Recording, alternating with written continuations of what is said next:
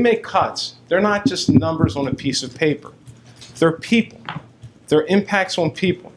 Now, everyone says we're all Democrats and we all should get along. And we should. And we are. And we moved a progressive agenda in the first 5 months of this governor's term. But these are programs that mattered that we shut the government for, shut down last year. We shut the government down to ensure the funding of these programs. These are not big ticket expenditures in the context of a much larger budget. But, as I've said, and as the Senate President said, they are critically important in the lives of the needy and some of our most vulnerable here in the state of New Jersey.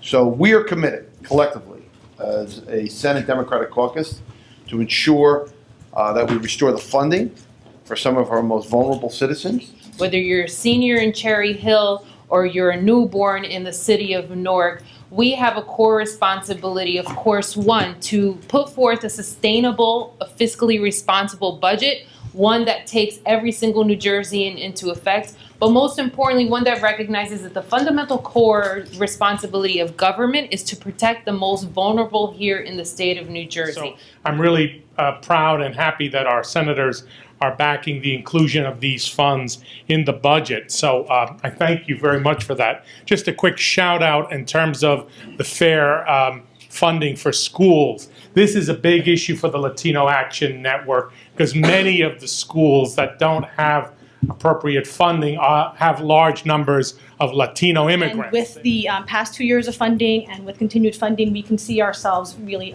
getting there and achieving that goal of ensuring that every kid in New Jersey who is a victim of abuse and neglect has access to that quality care that we know that they deserve. People with intellectual and developmental disabilities are not going to get services unless we have staff to provide the support.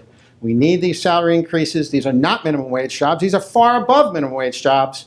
We have a crisis that we have to address. We need this money put back in the budget. This is something that's really critical to make sure that New Jersey maintains its leadership position, especially in the criminal justice system.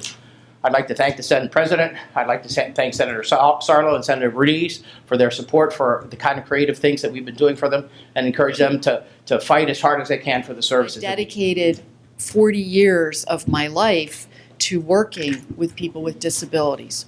All kinds of disabilities. Disabilities from birth, disabilities from traumatic injury, accident, illness.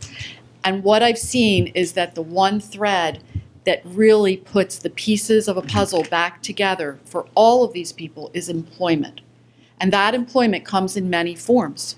It can come in the form of a sheltered workshop. These are programs, and you see all the different groups that are here.